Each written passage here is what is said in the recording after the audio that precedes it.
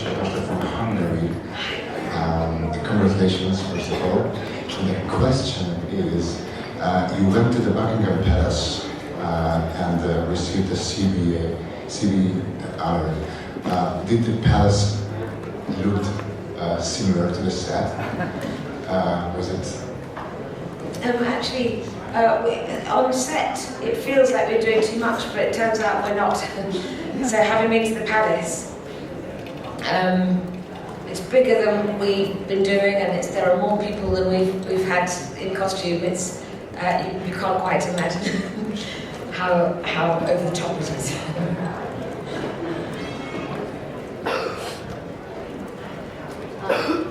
Well, they say it's good to be queen, especially for you 2 times in a row. What in you is able to understand somebody who has that kind of power or that kind of, and that kind of mixed with that kind of tradition from the moment your first episode of this came out? People just knew. You had it. You conveyed it. That's very sweet of you. I think it's any actor. It's just a job. I'm just an actor, and it's beautifully written. If the writing is there, then it makes your job very easy. That's very sweet of you. Hi, Olivia. Okay. Congratulations, such a beautifully understated performance. Was this one of your hardest roles to play simply because, you know, Kiwi2 is she's such a reserved person, she's so, you know, crisp, and she keeps everything inside. How difficult was that to portray on screen? It's hard because everyone knows who she is and what she looks like. It's harder than playing someone who's imaginary.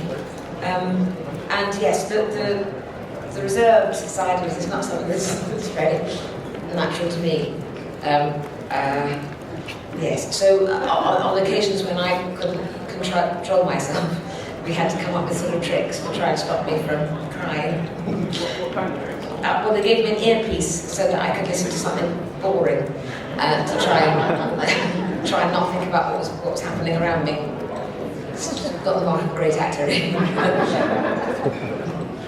Olivia, obviously you are a great actress and you do play the role, but playing this role, have you been able to maybe understand more the complexities of that role in real life, being the queen?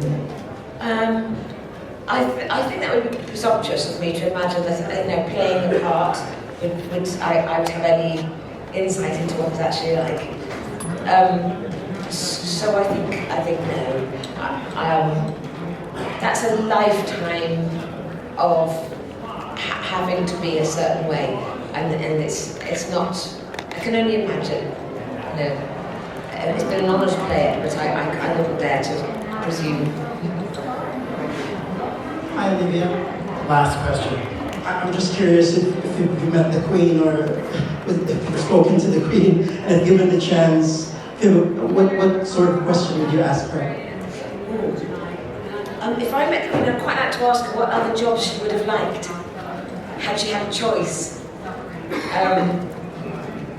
Yes, I think everybody says what's in her handbag, but I don't care what's in her handbag. I'd quite like to know what she would have liked to have been if she'd been able to choose what she wanted. Thank you. You guys.